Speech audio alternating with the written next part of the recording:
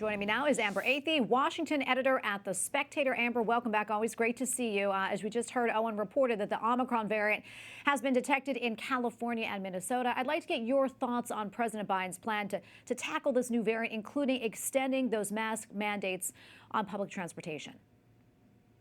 Well, President Biden's plan is a massive overreaction. We have received no evidence thus far that the Omicron variant is any deadlier or spreads more quickly than any other variant or strain of this virus. In fact, one of the South African doctors who was the first to identify this strain said that the symptoms resulting from it are rather mild and that there's no reason to panic. People have thus far not heeded her own advice and instead have extended this mask mandate, implemented a travel ban that applies to some African countries that don't even have a single case of the Omicron variant. So this seems like an excuse just for the Biden administration to implement more control and continue coronavirus restrictions without any evidence backing up this idea that the Omicron variant is particularly deadly or poses a risk to Americans. Amber, I want to stay with the White House now. Symone Sanders, as you probably heard, Vice President Harris's chief spokesperson, stepped down yesterday. She is the second person in the vice president's camp to resign within just this month. What do you think is happening here? Well, based on recent news headlines, it certainly seems like the vice president's office is crumbling to an extent. The vice president has a very unpopular approval rating with Americans, even lower than President Joe Biden. And her staff has been leaking to the press that apparently they are unhappy working for her and that they feel that the vice president's office is being mismanaged. Kamala Harris, shockingly, actually had her approval rating go down when she left the public eye, which is usually the opposite of what's supposed to happen when a politician implements that strategy. And so it seems like the recent departure of these communication staffers is a reaction to the fact that whatever strategies they're trying to use to make her more popular are not working.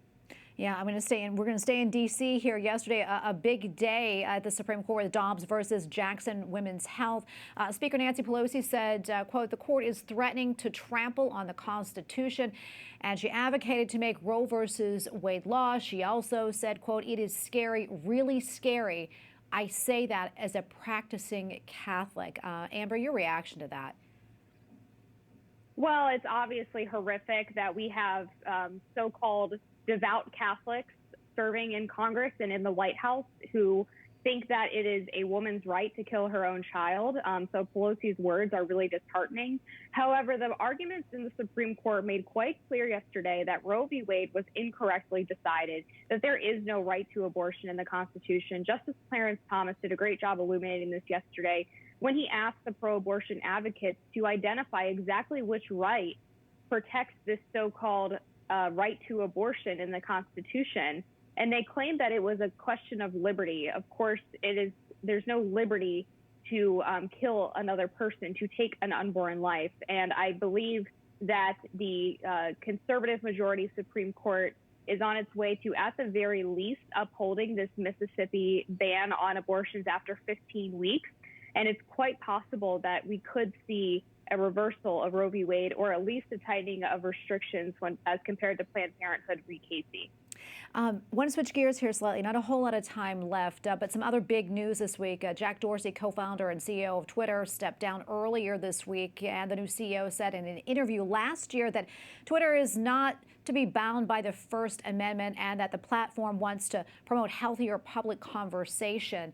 How do you see things going with this new leadership? Do you expect more censorship? I do, and I do think there was some premature celebration from conservatives when Jack Dorsey announced that he was stepping down. Of course, he was not the perfect manager of Twitter, but the new CEO seems like he could be much worse. And in fact, they've already implemented a new policy that prevents the sharing of so-called private individuals. Although we know that that type of reporting, sharing videos of private individuals, was hugely important in identifying people who were rioting with Antifa and Black Lives Matter throughout last summer. And so it's very concerning that perhaps Twitter will start to crack down on that type of journalistic endeavor. Well, Amber, thank you so much. Unfortunately, we have to leave it right there, but always appreciate your time. Thank you.